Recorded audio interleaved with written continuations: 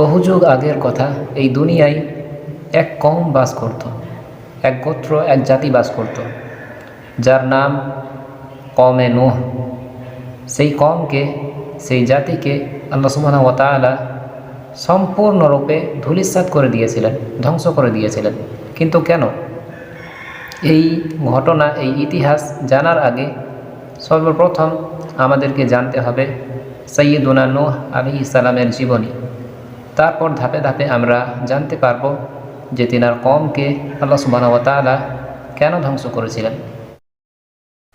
আদম আলাইহিস সালামের সময়ে ঈমানের সাথে কুফর এবং শিরকের মোকাবিলা ছিল না। আদম আলাইহিস সালামের সময়ে মানুষ তাওহীদের অনুসারী এবং একই উম্মতভুক্ত ছিল। তিনার শরীয়তের অধিকাংশ বিধানই ছিল দুনিয়া আবাদকরণ, দুনিয়া আবাদকারী এবং মানুষের প্রয়োজনাদির সাথে সম্পৃক্ত। কিন্তু কালের বিবর্তনে মানুষের মধ্যে শিরকের অনুপ্রবেশ ঘটে। নূহ আলাইহিস সালামের কওম তাদের পূর্ববর্তী নেককার লোক, অর্থাৎ আদম আলাইহিস সালাম থেকে নিয়ে নূহ আলাইহিস সালাম পর্যন্ত যে নেককার মানুষগুলো ছিল, এদের ওসিলাই, এই মৃত ব্যক্তিদের ওসিলাই আখিরাতে নাজাত পাবার আশায় এরা ওই মৃত ব্যক্তিদের পুজো অর্চনা করতে শুরু করে। শয়তান সর্বপ্রথম তাদেরকে এই বলে প্ররোচনা দেয় যে তোমরা এই নেককার মানুষগুলোর মূর্তি বানিয়ে তোমাদের সামনে রাখো, আর এই মূর্তিগুলো তোমাদেরকে আল্লাহর ইবাদত করতে আরও আগ্রহী বানাবে।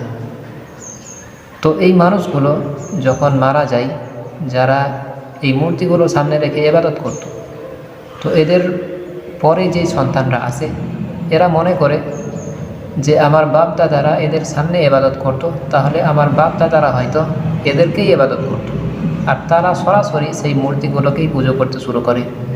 আর দুনিয়ার প্রথম শিরক, প্রথম মূর্তি পূজা এইখান থেকেই শুরু হয়।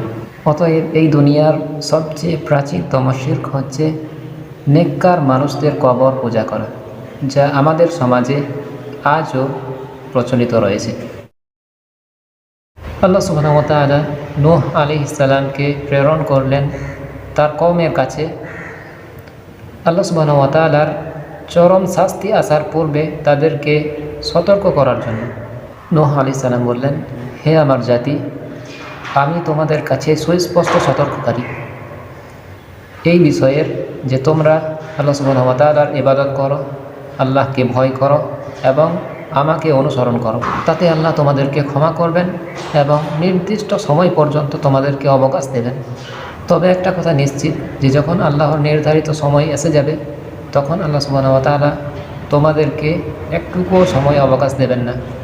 এরপর নূহ আলাইহিস সালাম তাদেরকে শিরক পরিত্যাগ করে সম্পূর্ণরূপে আল্লাহর ইবাদতের দিকে আনার জন্য তাদেরকে বান্দার উপর আল্লাহর অসংখ্য দয়া এবং আল্লাহর অসংখ্য নেয়ামতের কথা স্মরণ করিয়ে দিয়ে বললেন, হে আমার কওম, তোমরা কি লক্ষ্য করো না যে আল্লাহ সুবহানাহু ওয়া তাআলা এই আসমানকে, এই সপ্ত আসমানকে কিভাবে স্তরে স্তরে সৃষ্টি করেছেন।